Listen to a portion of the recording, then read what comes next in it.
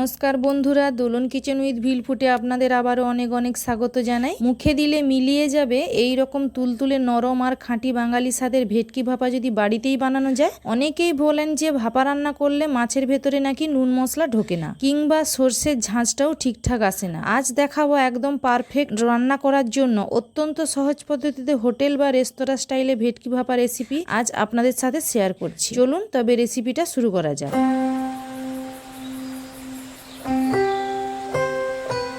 ভিডিওটি স্কিপ না করে প্রথম থেকে শেষ পর্যন্ত দেখতে থাকুন। প্রথমেই আমি শিলে মশলাটা করে নিচ্ছি। শিলটা ভালো করে ধুয়ে নিয়েছি। এখানে নিয়ে নিয়েছি কালো সর্ষে, সাদা সর্ষে, পোস্ত, কাঁচা লঙ্কা এবং নুন আর হলুদ।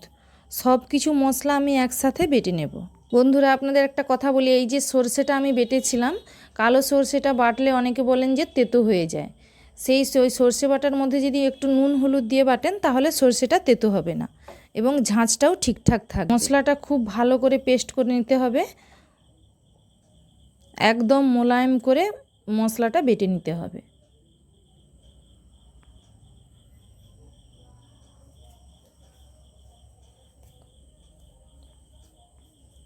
আপনারা শিলে বাটতে না পারলেন মিক্সিতেও বেটে নিতে পারেন।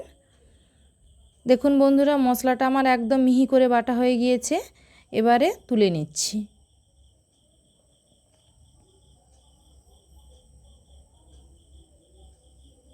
দেখুন বন্ধুরা, এখানে আমি মাছটা নিয়ে নিয়েছি। এখানে আমি 5 পিস ভেটকি মাছ নিয়ে নিয়েছি।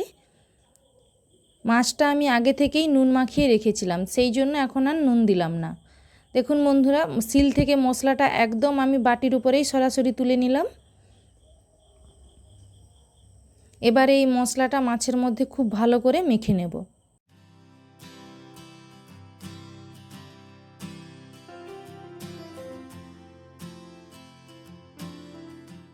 প্রত্যেকটা মাছে খুব ভালো করে মশলাটা মাখিয়ে নিলাম।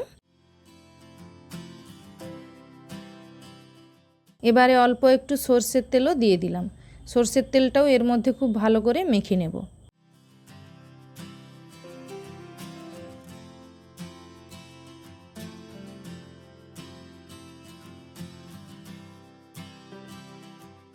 খুব ভালো করে এইরকম মাছগুলোর গায়ে ভালো করে মেখে নেব। দেখুন বন্ধুরা, মাখা হয়ে গিয়েছে। এবারে অল্প একটু শুকনো লঙ্কার গুঁড়ো দিয়ে দিলাম।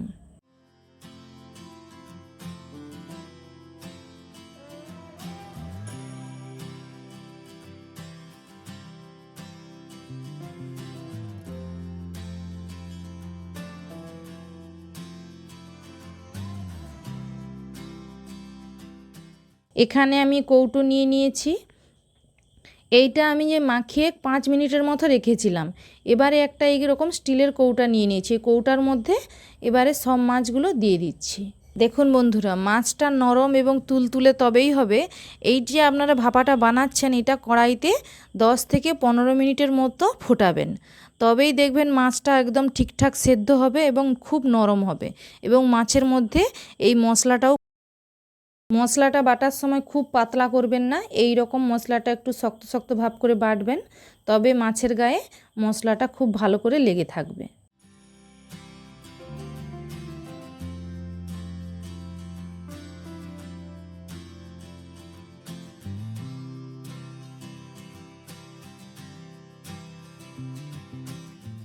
যেহেতু আমি ভাপা বানাচ্ছি সেই জন্য খুব বেশি জল দিলাম না। এই বাটিটা ধুয়েই অল্প একটু জল দিয়ে দিলাম। এবারে ওপর থেকে সর্ষের তেল ছড়িয়ে দিলাম। যেহেতু আমি ভাপা বানাচ্ছি সেই জন্য ঝাঁঝের জন্য সর্ষের তেলটা একটু বেশি পরিমাণেই দিতে হবে।